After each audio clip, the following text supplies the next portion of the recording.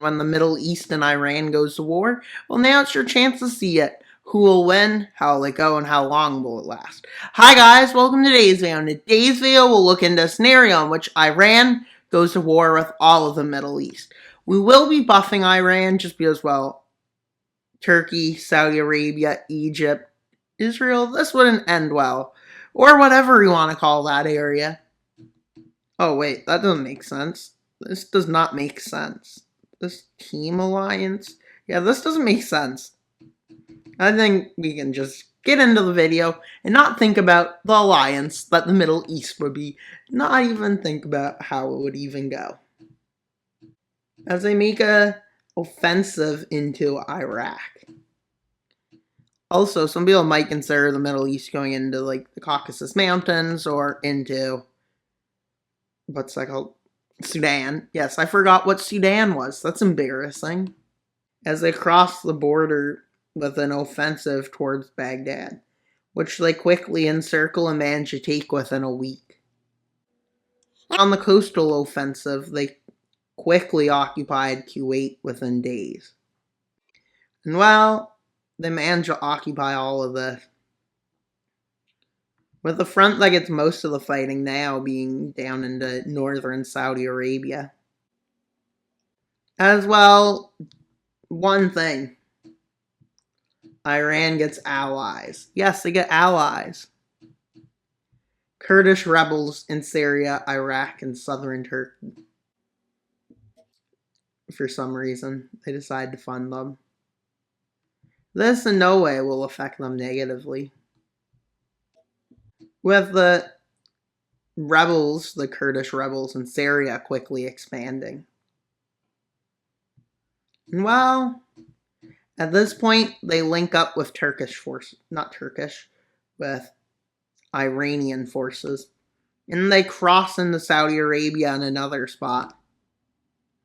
Though this doesn't lead to much, they do this to push them back. Doesn't lead much gain to Iran, because there's not much there. With the Kurdish rebels attempting to get down to Damascus. And they almost do. They encircle it. But as quick as they get there, they get pushed back to northern areas in Syria. And they take advantage of this to move into Iraq to the south. Why would Iran fund these rebels? Well, they did. And well, as they managed to push them back in parts of Syria and kick them fully out of Turkey. This being a big distraction, realistically. With Iranian forces moving through these lands, and they open a front line. As with these rebels' occupations, they use it to create a, well, connection, a corridor. And Kurdish rebels somehow end up in the middle of Turkey, yes. And they cross back into Turkey. With the rebels looking like Hungary, to be honest. Hungary in World War II. Well, in the front against Saudi Arabia, Iran is rapidly advancing. But the fall of the Kurdish rebels begins, with them being pushed back on multiple fronts, to the point where they basically become part of Iran's occupation. And Iran is forced to withdraw a bit on this front, as they retreat back, even out of Syria and parts of northern Iraq.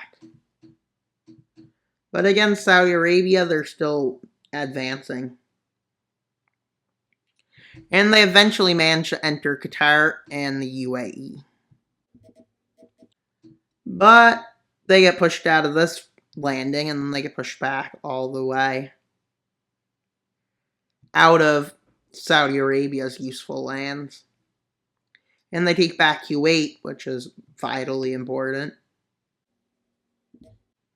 With them getting pushed back in the Iraq front. They manage to launch a counter-offensive, but it doesn't really take much. But confirm a hold here. And it's a solidified front, basically.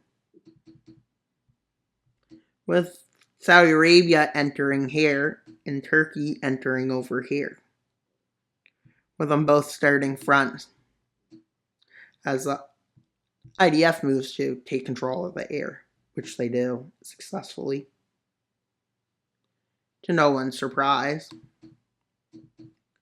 With Iran turning to have to retreat a bit on this front due to lack of ability to supply, to the point where they're forced out completely.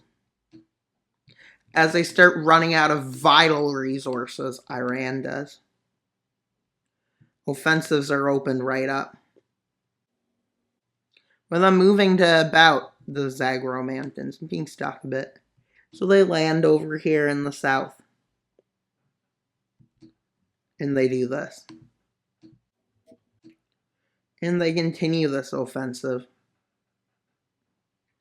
With a few things changing after it. With them managing to take Tehran. And after that, Iran is pretty much forced into surrender. Although they refuse to. That sounds a lot like Iran, though. As they move in from the south. And then they launch an offensive like this. This leads to the fall of Iran. And only 2 things are changed. Actually 3. An occupation zone is created up to here. And well, southern Azerbaijan is created. And this area, whatever it's called, it's occupied though. And you might think that's basically all. Well, no, it gets harsher. They're restricted to under 100,000, maybe 300,000 troops. And a further demilitarized zone is to be created, which stretches all this red area. Is demilitarized. Hopefully that can stand. And well, because they wanted to give some land away, but this land, to make Iran a bit weaker, they give it to Turkmenistan. For whatever reason, who knows? And though Iran is not at war anymore, it was punished harshly. And also, this is definitely not going to keep the peace. Well, this alliance is probably falling apart because everyone's like, why didn't I get land and such on, such forth, such back? And well, that's all for today's video. Please like, subscribe, and comment. Wild Mapper out, and until you subscribe.